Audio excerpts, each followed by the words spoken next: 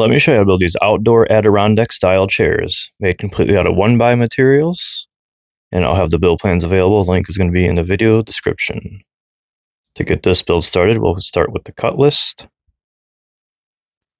And with that, we'll have our 1x6 pieces.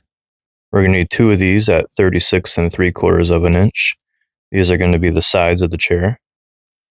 We'll need 1x6 at 21 inches, and that will be the front of the chair. 5 1x4s at 21 inches, that's the seat slats. 2 1x4s at 25 inches, that's the legs. 2 1x4s at 22 inches, that would be for the arms.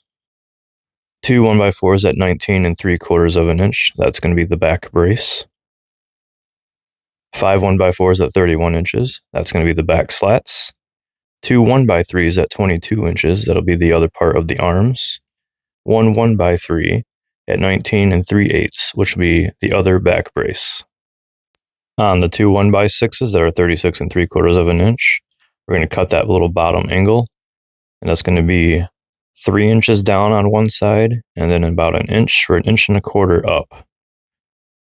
We'll do that on both of them and connect the dots with the straight edge. This will give that little lip for it to sit on the ground nice and flat. And we'll take our jigsaw and cut these out. You can see here how I have it marked, 3 inches and 1.25 inches. A little triangle corner, and then we'll just cut that out with the jigsaw. Use my trusty clamp and my DeWalt jigsaw to cut that line. Cut that line times 2.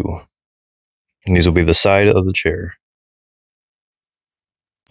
Basically what's going to be holding all the weight of the chair when people sit on it. And once we have both of these cut, we'll move on to assembly of the seat. We're going to connect that 21-inch 1x6 front.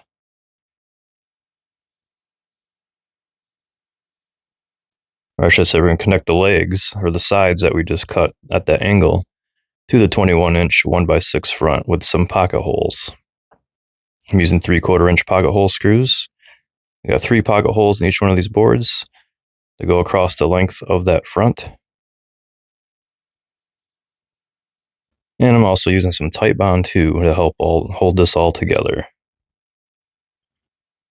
And I'm sure there'll be some haters out there saying that pocket holes aren't strong enough for a chair, but they are. Trust me, I've been making these chairs for years.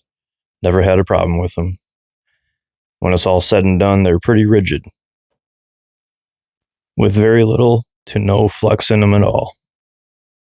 Once we have the sides attached, we can add the seat slats using one of those 5 1x4s at 21 inches.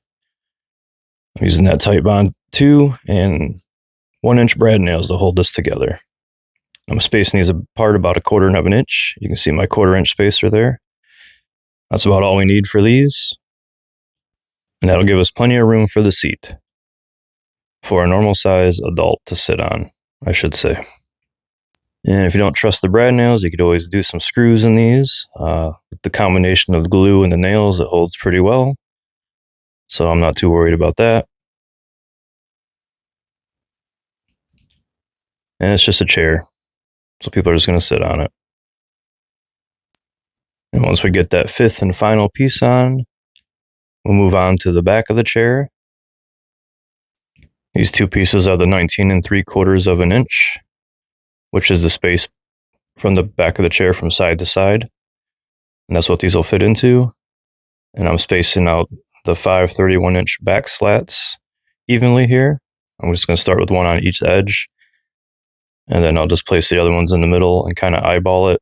It's not really an exact science to this, just as they're evenly spaced. And then we'll add our glue and just attach everything with the brad nails again. And you could also use screws for this if you'd like.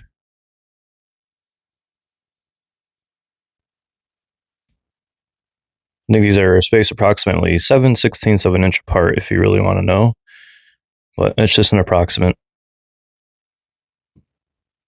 And we'll slide that back in So it's straight up and down with the seat and on the bottom, so it's touching the table.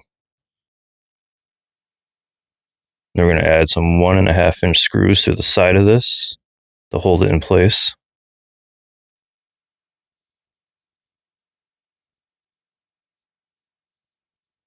And then for the legs here, I'd cut a 15-degree angle on these. These are the 25-inch legs.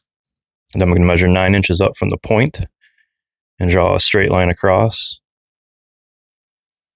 And this line will be our guide to make sure we put them evenly on the chair, which is what I'm doing here. I found that 9-inch line. I'm putting it on the bottom of the chair. And I'm using some deck screws to hold that in place. And also the Titebond 3. I think I said I've been using Titebond 2 this whole video, but I've been using Titebond 3. The outdoor glue. The white stuff. Not the yellow stuff. And we'll flip it over. Find the other leg. And do the same thing. That 9-inch mark. You want the points of your 15-degree angle be facing forward.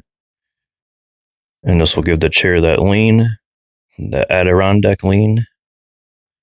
And then for the arms, these are kind of like how I do my planter boxes. I'm going to glue and nail the 1x3 right to the 1x4. These are both the 22-inch pieces. So we're just going to kind of make an L. And we'll do this 2 times. 1 for each side of the arm. And once these are glued and nailed into place, we'll just attach them to the chair by using some deck screws again, right into that leg. And then we'll attach the back here a little bit later. But for now, we're just going to attach them to that front leg, both front legs. And then we'll have to turn it around and add the back brace, which is I'm just going to put 1 screw in each of the back slats here.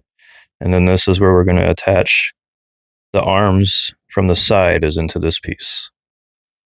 As you can see that I'm doing there, just a couple screws to hold those arms in place on that back. And then the chair is pretty much completed. Then I'm just going to add some toasted bagel colored paint from Behr. I actually got this at a garage sale for 25 cents, but it's a nice color, I think, for some outdoor furniture. I'm using my Wagner paint sprayer as always. And just like that, we have our outdoor Adirondack style chairs completed. If you like this video, don't forget to like and subscribe. And as always, thanks for watching.